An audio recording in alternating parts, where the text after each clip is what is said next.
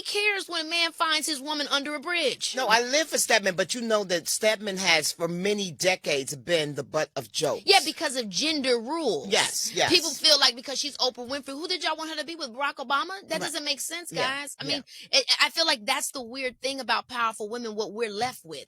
So I'm supposed to find love, but he's got to have a certain amount of money. And then, but at the same time, I got to still be like, guys, what's going on here? Why am I? Nobody cares when a man finds his woman under a bridge. No one cares. No one cares. And I frankly don't care if that's who you love. That's who you love. Why do we have to deal with that? Yes. That to me makes no sense. I ain't never look. My daddy told me a man needs to treat you right. He needs to handle and service you in whatever way you need service. Let me tell you one thing that Keke don't need: money. All right, so the conversation that's being had here very loudly, I've had to turn down the voice. Keke Palmer's loud. Why is it that someone like Stedman, this is Oprah Winfrey, who she calls her life partner, because she didn't want to sign that marriage certificate and get caught in family court. She didn't want to lose that money. But why did someone like him get clowned for not being the breadwinner in his relationship? That's what they're talking about. And we'll talk more about that later. I have some thoughts. Of course, I'm curious to know what you guys think. Let's keep listening. From nobody. Now, if you want to give a little something and get my nails done, something cute, but I'm fine with do that? But shouldn't they make that effort? Yeah. Because but you might still look like Stedman to the world, and that's a great role. Because if I was married to, Oprah Winfrey, you just be sitting up there waiting, chilling. Yeah, and Stedman, by the way, Stedman's esteemed. Yeah, Stedman has a whole career. He's just not Oprah. Yeah. So the fact that how dare people compare you to your lover? Yeah. I hate that Oprah had to endure that. Yeah, exactly. I hate that she had to endure that. It's and I true. hate that Stedman had to endure that. And that's why I said what I said, because you had a good role. You were supposed to be my Stedman. Yes. Come on. He was. When I played that for my dad said, yeah, because why did he want to be Stedman? All right, so hear me out real quick, because all this is going to make sense here after I'm done explaining my thoughts exactly. Let's get one thing straight about Stedman and Oprah Winfrey. No men are out here making fun of Stedman. Not one. Not one. And you know that's true. And if there are men who are out here making fun of Stedman, then they're not in any way actually serious at all. Because I know the people, the women are the ones who make fun of someone like Stedman. Because to a lot of dudes, this is a situation that if there's no drama, if she will still respect you as the man, and for some guys, they're still skeptic, they still can't do it. But if they can still last the way that these two have lasted, then most men wouldn't really mind. And something Keke Palmer said there when asked why is it like that, why was he getting clowned? And has been getting clowned for not being the breadwinner, she said because of gender rules. Yeah, because of gender rules. Yeah. I don't agree with that. I don't think it's because of gender rules. It's because of feminism.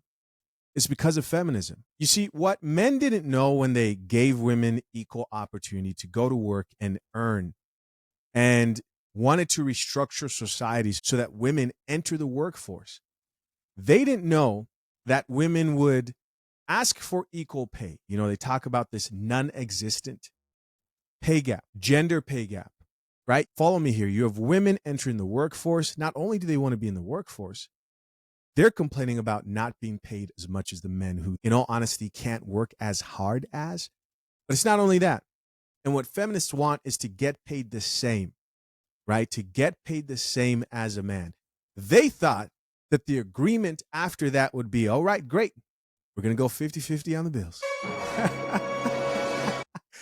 They thought the only logical move once you're making some money is we can now look at this from an equitable perspective. And you're going to contribute to the bills, right? That's what's going to happen. No. Women today make fun of men like Stedman or Oprah Winfrey in specific and say, oh, you're taking care of a man. I would never go 50-50. Dissing someone like Oprah Winfrey and their dynamic because it doesn't matter how much money a woman has. The thing that society missed and feminism missed is hypergamy, female nature. A woman earns more, she still wants to date horizontally on the economic, socioeconomic level, and also will only date a man who's higher than her. It's not men who are out here dissing this couple. It's not. If anything, especially if the relationship lasts, not the guy that's staying at home and the woman's working and she's coming back and has chores for him and is disrespecting the hell out of him. Men don't envy that. They would rather suffer and struggle themselves. What does the Bible say? The Bible says it's better for a man to be on the corner of a rooftop than to be in the house with a contentious woman. And people talk about this loneliness, male loneliness epidemic. They don't understand these men would rather be lonely than deal with them. But back to my main point. Men do not look at this. If anything, some of them probably envy it. Some of them probably envy it. And my point will be proven here in the comment section when you guys are about to see for your own eyes that these chicks who work don't want anything to do with the type of dynamic where they're taking care of the man, even if they can afford to, or contributing to bills in any sort of form. All right, so the comments I want to check out come from It's On Site. Let's take a look here. This commenter here says she still didn't learn her lesson. Keke, please listen to us. And they're like, listen to us, please listen to us. All right, she listens to you. The question is, ma'am, how are you doing? Okay, no husband. All right, by yourself. Yeah. Why should she listen to you? Why should holding up a pinky sign when there should be a ring finger? Why should she listen to you? Here's somebody else who says, if a man gonna embarrass me and leave me with a child to raise on my hip in showbiz, please believe he won't make less than me. Ain't no way, baby. At least get the money and lifestyle too. She doesn't need the money. These chicks really believe that they're going to get saved by some man who is a high earner. They really do believe that. When projections say that the majority of them won't get married. I mean, how do you not see your future? You would get paid by who is the question. Somebody else who says, ladies, please don't listen to her. Don't date anyone earning less than you do. Been there and it's terrible. And so the bad news is it's actually worse when you look at the stats, right? The stats actually, there's some crazy studies that are really just kind of depressing that talk about how most women look for men who are earning up to like 30 to like 57% more than they do. So the whole like on my level thing is not even their ideal. That's their nature. And you would think that they would adapt that and try to suppress that and realize that there's a limited amount of men who can give them what they want. But no, this is why they'll be the most single. And of course, we'll be here to see it. Here's somebody else who says, just because you settling, please, I love you, Keke girl, but you're sounding real pick-me, Build-A-Bear right now. Please stop promoting bad advice. All right, let's see how she's doing. Yep. Yeah.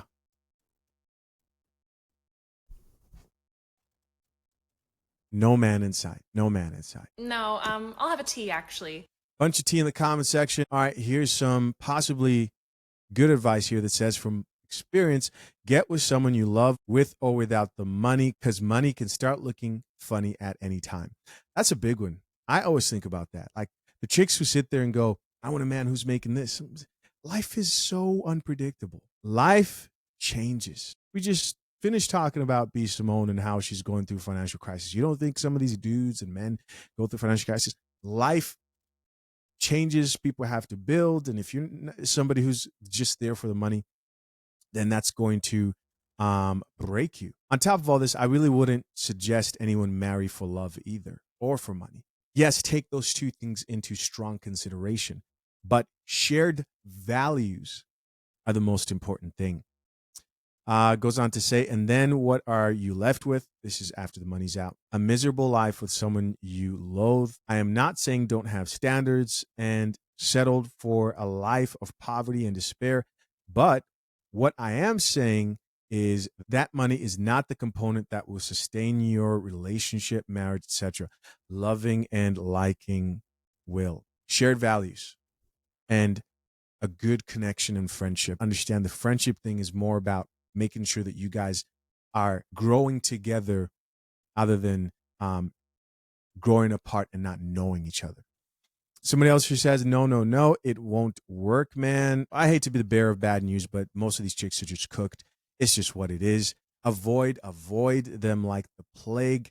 And if you're somebody who does value marriage in our modern day, make sure you're vetting your woman, make sure she drinks coffee, and make sure you consider heading to fathershaverights.com, where if you need a prenup but don't know where to start, this guide helps you get ready before you hire your attorney. Appreciate you guys. See you next time. I'm out. Peace.